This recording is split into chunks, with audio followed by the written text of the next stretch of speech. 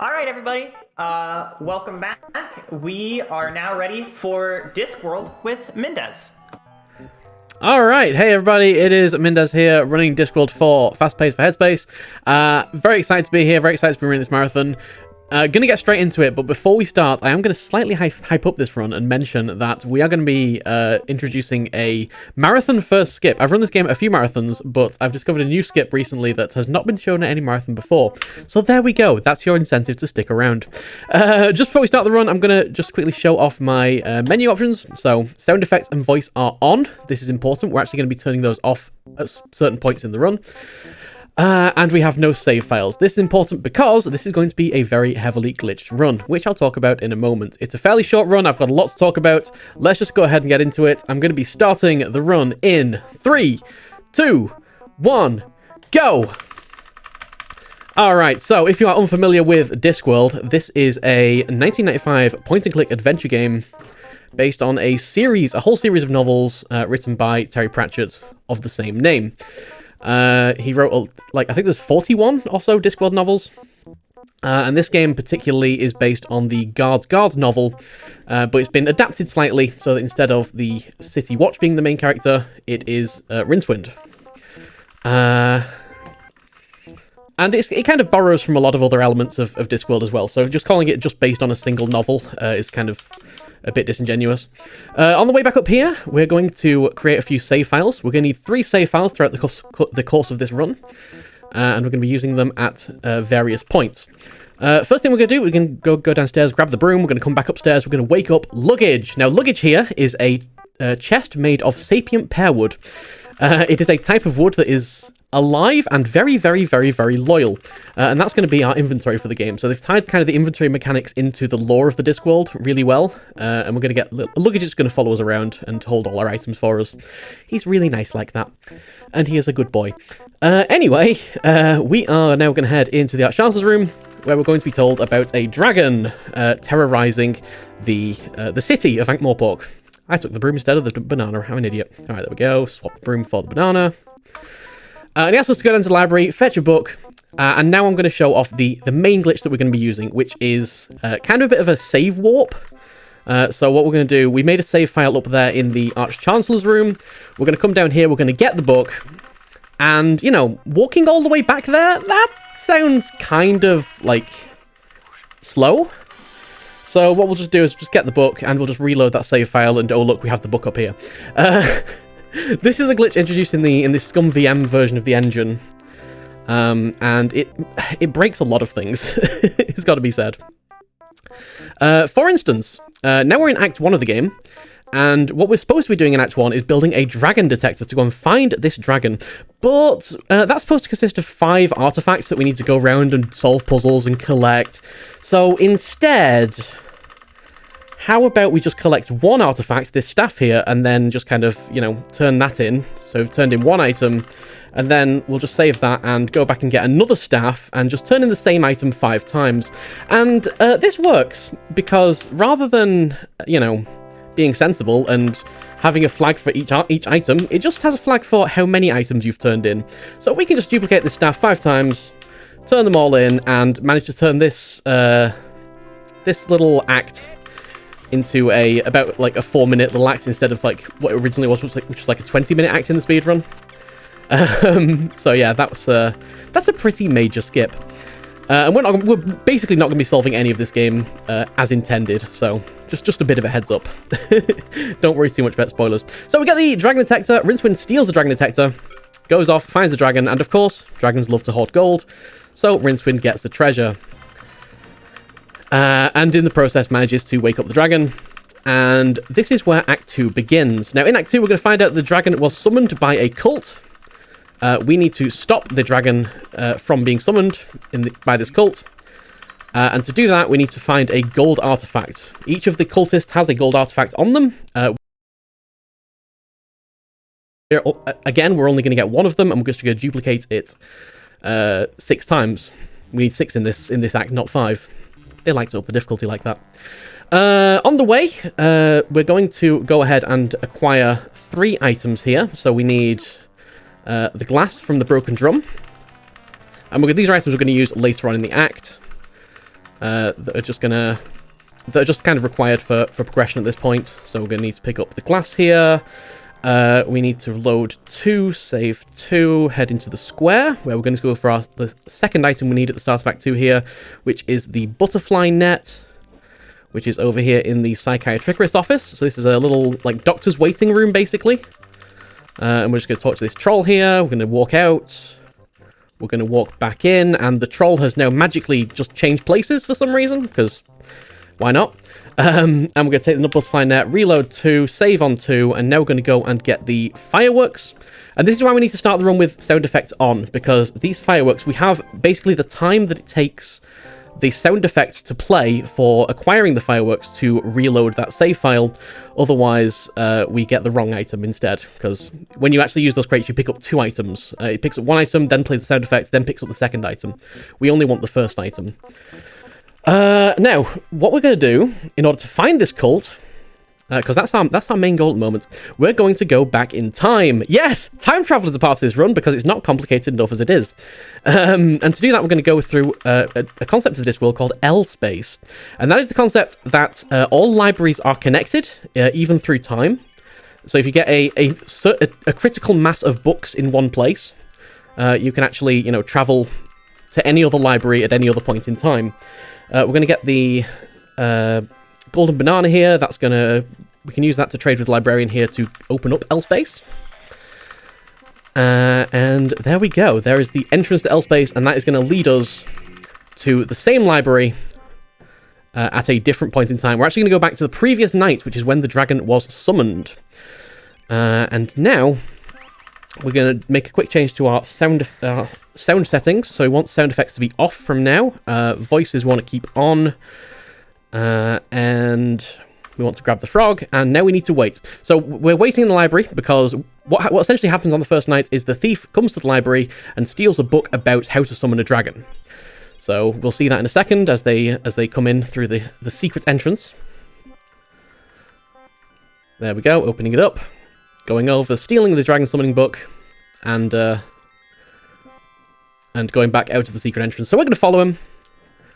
And on the way, we're going to do a little thing over here in the park, down here, where you can actually see Rincewind, who is drunk the previous night. Now, Rincewind here is sleeping off a hangover from the drink that we had earlier in this run, when we went into the Broken Drum. Because that was actually called, like, a drink called Counterwise Wine, and that's wine that's grown from a grape that grows backward in time. Believe me, like, trust me, so all this makes sense if you read the books, I swear to God. We're going to grab this butterfly, which is being a bit of a pain. And we need that butterfly for the next little thing that we're going to do. So we're going to watch the thief here. The thief's going to run around and is going to go to the cult's hideout. So we need to wait for him to finish his pathing before we carry on. In the meantime, what we're going to do next is the rain cutscene skip. So before there was a 40-second cutscene here, before this latest skip was discovered. And this is the one that is the... Oh no, this isn't the one that this is the first time marathon showing. This is actually the second time this one's been a marathon. But before there used to be a 40-second cutscene here, Rincewind pathing. Sometimes Rincewind likes to go under the ground there for no reason whatsoever. We're going to use the butterfly there. That's going to cause this rain. Usually we'd watch this guy getting rained on for 40 seconds, but, since we've got sound effects turned off, this cutscene just outright does not play, which is actually pretty hilarious. But the reason we have to do that is because he's now been soaked in the future, so he's going to take off his robe. We're going to go back to the future. We're going to go take his robe, and that's going to let us get into the cultists' hideout. In the meantime, if you have anything to read out, this is kind of the one point of the run where you're going to get the opportunity to do so. I'm just going to make a quick save here, and we're going to go get the robe, and that's all we're going to do. So if you have anything to read, do it now. All right, well, I'm just going to take a second here and let everyone know, give a quick reminder that if you're watching Fast Pace for Headspace, and we are raising money for Take This, which is a mental health support charity for the gaming community. Their mission is to decrease the stigma and increase the support for mental health in the game enthusiast community and inside the game industry itself. And their vision is to create a gaming community that welcomes and supports people experiencing mental health challenges and recognizes the humanity and mental health of game creators. All right. So if you would like to help support this cause, I will be typing the donation command in the chat, and we have a bunch of incentives that you can donate towards. So fantastic. All right, so go ahead. That was it. All right, fantastic. So this is the skip. That is the first time this has been at a marathon. So here we're getting some unskippable dialogue, but I've actually discovered a way to skip it. So we're going to play some other dialogue at the same time. Turn off voices there, use the drain pipe, and that's going to minimize the amount of time that we have to spend here. So that saves about 20 seconds just to skip those first 8 lines of dialogue. But then we do want to turn voices off because these lines are now slightly faster with voices off. So you need voices on to do the skip, then voices off to get slightly faster dialogue there. That lets us overhear the password to get into this cultist meeting. And now, I'm going to need a little bit of help from chat at this point because we need to summon a dragon. This cult, we're going to eavesdrop on the cult's meeting, and we need to do some chanting to summon this dragon so that history plays out as it did. And so we're just going to chant dragon, but it doesn't really sound like dragon, it sounds more like Jargager. So if old chat can help me chant, Jargager, Jargager, Jargager, Jargager, Jargager, Jargager, Jargager, Jargager, Jargager. Yeah, it's it doesn't sound like dragon, but that's apparently what they're saying. Jargager. And if we all believe hard enough, if you all give me your energy, chat, we can summon the dragon. There it is. We did it. Alright, with the dragon summoned, we now have... So we've now been to the cult meeting, and that means that we now know who all the cultists are. Oh, well, Rincewind knows who the cultists are. The reason we need to do that is because that now unlocks a few different places. And you can't get any of the gold items until after you've done that Jargager cutscene. Except that's kind of not true, and I discovered that last night, but we won't go into that. So we're going to go for the fastest gold item, which is the Dunnyman's Golden Tooth. And to do that, we're going to take a donut here from the Cut Me Own Throat Dibbler, who is another character from the Discworld series. There's a lot of cameos from like regular Discworld characters in this. It's really it's really well done in terms of like, mixing kind of like the canon of the book with, kind of just like mixing in a whole load of other characters around the books and everything. It's a really good like series of novels. All right, waiting for the Dunnyman. Dunnyman's going to come. We're going to give the donuts to the Dunnyman. And then we're going to head over to... that's going to make him go to the dentist. We're going to see him in a moment. In the meantime, we need one more thing before we can get his tooth. And that is a note from the milkmaid. In order to do that, we need to go to our doctor's appointment here. And, this goes pretty much like any other doctor's appointment. So we, you go into the office, lie down on the couch, get hit on the head with a hammer, casually walk out, and then get some nice elevator music. Da, da, da, da, da, da, da, da, da, da, da, da, da, da, da. Love a bit of elevator music. And then we're going to go back inside. We're going to get the note from the milkmaid. Right here. I've actually forgotten a small thing, which I will do as we're walking out of the square, which is I need to turn sound effects back off, because we're about to have a cutscene that is slightly faster with sound effects off. I don't think I'll say time there, that's good. And now we can go to the dentist. We can go to the dentist, and we'll find the Dunnyman there. We will give the note to the barber. That is a note that's going to make the barber go away. Barber slash dentist, it's kind of modelled on, like, old British custom of them being the same thing, I think. And then, yeah, we use the apparatus. Fortunately, Rincewind is a trained dentist, which is, very, very convenient for us. That's going to let us take the tooth. And then we're going to finally use our third save, go back to the start of Act 2. So this is the save file we made right back at the very, like, about 4 minutes into the run. When we just got into Act 2 for the very first time. We're going to save 1, we're going to load 3, we're going to load 1. We're going to scroll luggage onto screen and get the tooth and turn in a second tooth. And we're going to save 1, load 3, load 1. We're going to turn in a third tooth. And as I say, we've got to turn in 6 of these for Act 2. So this is going to be a fourth tooth. And save, load, load. And that's going to be a fifth tooth. And save, load, and that's going to be a sixth tooth. All right. And now Rincewind the dragon basically turns around and says, "Oh, thank you very much for dealing with the cult. Now I'm gonna, kill everybody who was involved in summoning me," which includes Rincewind, because Rincewind was of course at the cult meeting, and you know who else was at the cult meeting? All of you in chat who chanted Jagaga. That's right. The dragon's coming for you all, and that's why we've got to stop him. That is why we have to stop this dragon. So we're going to get the custard book from Nanyog here. We're going to go through Headspace. We're going to take this book, the one that the thief's going to steal, and we're going to replace the book. So instead of being a book about summoning a dragon, this is now a book about making custard using love potion. And unfortunately, the game just crashed. Yeah, unfortunately, that is something that can happen there. It's something that's been happening with increasing frequencies in my runs. I've not managed to isolate a cause yet, but that's fine. We can recover fairly quickly. We just need to turn in the final tooth again, and we can carry on from here. So I'm pretty quick at like recovering from that now. We do need to go back and get the custard book again. And this is another marathon first, by the way. This is the first time it has actually crashed in a marathon. I knew it was going to come very soon, and you're all here for it. What can I say? But yeah, that's unfortunately something that can happen and does happen with some frequency in my runs that are on good pace, let's say. So with that, we go to 2. And now we've got the custard book here. I'm actually going to make a quick safety save here, just in case it happens again. Because if it happens once, it tends to happen a second time, maybe. Nope, we're good. All right. Yeah, it's unfortunate that when that happens, it loses probably about, about 40 seconds of time to reload and do that all again. But that's fine. So yes, instead of stealing a book about how to summon a dragon, the thief instead steals a book about how to make potion out of how to make custard out of love potion. And so this is now a custard that makes anybody fall in love when they eat it. And then Rincewind, in his hubris, decides to go to the patrician of Ankh-Morpork and ask for a reward for dealing with the dragon.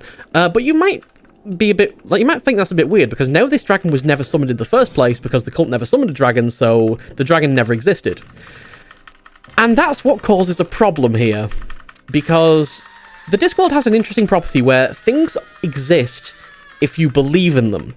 And Rincewind, by going to the patrician and demanding a reward, basically proves that he believes that the dragon exists, and that's what causes the dragon now to exist. So now Rincewind is the one that summoned the dragon.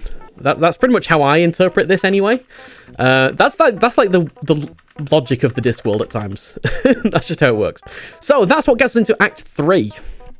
And what we're supposed to do in Act 3 is we're supposed to become a hero and get a exactly 1,000,000 to 1 chance, to kill the dragon, because the gods in the Discworld have a sense of humor, and a 1,000,000 to 1 chance in the Discworld happens 9 times out of 10. This is an actual physical law in the Discworld. If it's a 1,000,000 to 1 chance of something happening, it will happen 9 times out of 10. Not if it's 999,999 to 1. Then it will barely ever happen. But if it's exactly 1,000,000 to 1 chance, then it'll happen 9 times out of 10. So yeah, you got to get exactly the right items to make it a 1,000,000 to 1 chance for Rincewind to defeat the dragon. We're not going to do any of that though. We are actually just going to skip to the end of the game, because thanks to a missed trigger, we can go ahead and get an item that is basically programmed to take us straight to the end of the game. On the way, we need to pick up some love custard here, and we need to get into Lady Ramkin's Dragon Sanctuary.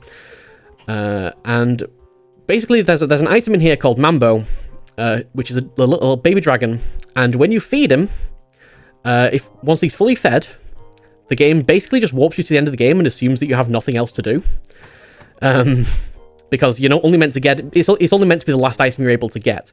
But we can abuse a missed trigger on this door.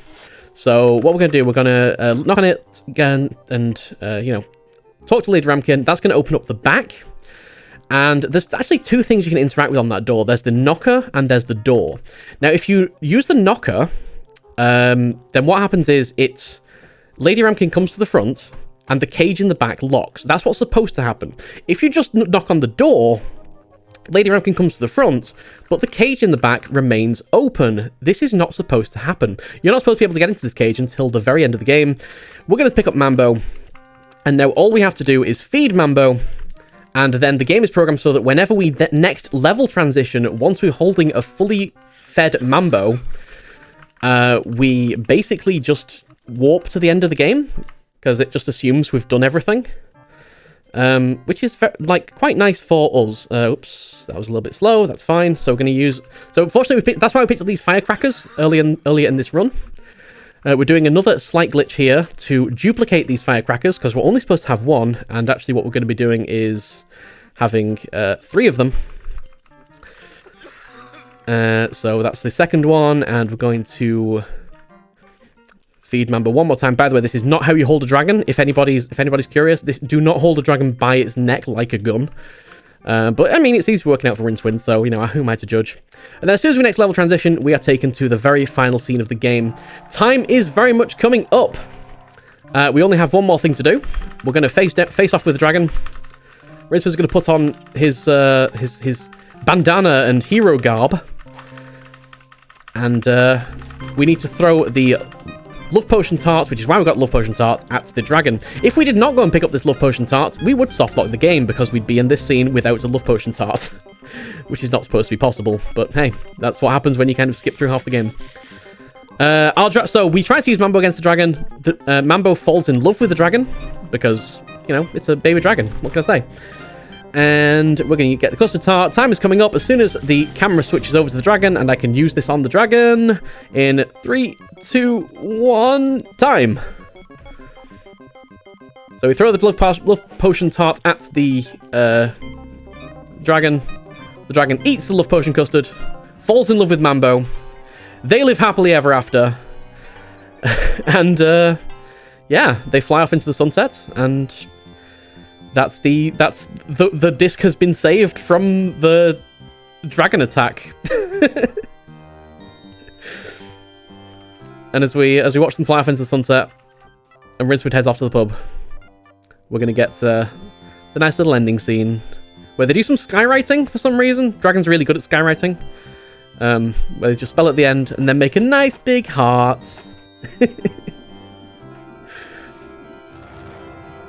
And yeah, that is Discworld. And then we get Death here. Death here is making all kinds of excuses to why he's not in the final scene of the game, because, you know, nobody dies. So he's just making up all kinds of excuses. There was a terrible earthquake. The map got lost. My robe didn't come back from the cleaners. There was a sudden plague. It's not my fault. Death is the greatest character in this game. Death is the greatest character in Discworld generally. I will not take any arguments against that. And yeah, that is Discworld. I do believe that we had an incentive to go and feed the dog. What's the status of that incentive? Oh yeah, that has been met. Fantastic. All right, so we're going to go and feed the dog. If anybody is interested, by the way, this is the Discworld. It's a flat Earth inside a giant dome, sitting on the back of 4 elephants that all stand on the back of a giant turtle. I just want to show that off before we get into Feed the Dog, because I think that that's important to really understand the insanity of what goes on the Discworld. But yes, anyway. Right, so yeah, we'll reload our save over here in Act 2. I'm going to reload it twice. Act 3, sorry. I'm going to reload it twice. And we need to go and get a bone for the dog. So there's a very short sequence we're going to be doing here. We need, firstly, to go over to the Dibbler and get some leeches that he is giving away for free. And that's going to let us get into the palace. Let's get some leeches out of the paper bag. So we need to give those to one of the guards in the palace. And these guards have a habit of, you know, insulting the wife of the other guard, and that's just kind of like what triggers that. So that's what lets us just basically walk past them and get in. We're going to go ahead and go into the palace dungeon down here. Oops. Through this door over here. And we're going to go and find a bone, which we're going to give to the dog. But before we go ahead and give it to the dog, we are going to put a little bit of seasoning on it first, you know, to make it just extra irresistible. So there we go. We got the bone from the skeleton. And yeah, we're going to go put a little bit of seasoning on it first. So we'll just do a quick stop off on the way. And the dog that we're actually going to be feeding is Gaspo the Wonder Dog. If you're familiar with the Discworld novels, that will be a familiar name. It's a dog that actually learned to speak. But nobody can, like, comprehend the fact that a dog can speak, so whenever it speaks to people, they just kind of rationalize it as it just barking weirdly. So yeah, it's that's a whole thing. Anyway, we're gonna go over to the street here. We're gonna go into the toy shop, which is a weird place to keep seasoning, but in this glue pot over here, we've got a little bit of seasoning that we're just gonna put on the bone. It just makes the dog extra irresistible, almost like he'll be completely unable to put the bone down. It will be just that amazingly irresistible. I'm gonna head over to the inn, which is where Gaspode is, and here you go, boy. It's another successful marathon run. They paid for it. You get the bone. Oh, inny cute. And that is the dog all fed. Thank you all for being such great animal lovers. I've been Mindezzy, and yeah, thank you for having me on the marathon. I like I say, I discovered another skip in this game last night, which might save a lot more time on this run and might completely change the route. So I'm very glad I got the opportunity to show off this route as it is today here for you all. And yeah, thank you very much. All right, thank you so much, Mindezzy. That was great. We are gonna be right back while we set up for our next run.